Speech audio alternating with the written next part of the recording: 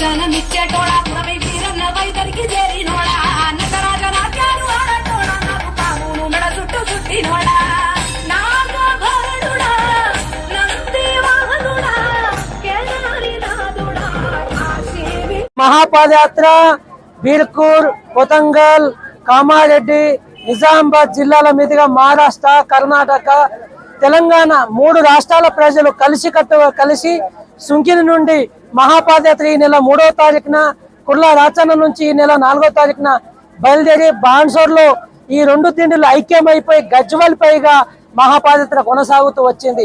ఈ లోకంలోనే కొలనపాక క్షేత్రం ప్రసిద్ధిగాంచిన పుణ్యక్షేత్రం, ప్రపంచంలో ఇంత ప్రసిద్ధిగాంచిన పుణ్యక్షేత్రం ఎక్కడ లేదు. అలాంటి క్షేత్రం కొలనపాకలోనే ఉంది. అలాంటి దేవదేవుడు ఆదిదేవుడు మొట్టమొదటి గురువు అయినటువంటి రేణుకాచార్య మహాగురువు వెలిసినటువంటి పుణ్యభూమి, దైవభూమి, మునిభూమి అయినటువంటి ఈ భూమిపైకి మేమంతా పాదయాత్ర చేస్తూ వచ్చామంటే పూర్వజన్మ సుకృతంగా మేము భావిస్తున్నాం. ఇక్కడ ఉన్నటువంటి ఈ భూమిని, ఈ గురువుని దర్శించుకుంటే మా మనసు పులకించిపోతుంది. ఈ కొలనపాకు మొత్తం శివమయంతో నిండిపోతుంది. గురురాజమౌళి గురు యొక్క నామస్మరణంతో ఈ కొలనపాకు పుణ్యక్షేత్రం అంతా నిండిపోతుంది. ఇక్కడ ఉన్నటువంటి గవర్నమెంట్ ను ఒకటి విషయాన్ని తెలియచేయడం జరుగుతుంది. భక్తుల తరఫున ఇక్కడ ఉన్నటువంటి సోమనాథ ఆలయాన్ని పునర్నిర్మాణం చేసి ఈ ఆలయాన్ని అభివృద్ధి చేసి భక్తులు వచ్చేపోయేటువంటి భక్తులకు అనేక రకాల సౌకర్యాలు కల్పించాలని ఇక్కడ ఉన్నటువంటి గవర్నమెంట్ ప్రభుత్వాన్ని విన్నపం చేయడం జరుగుతుంది.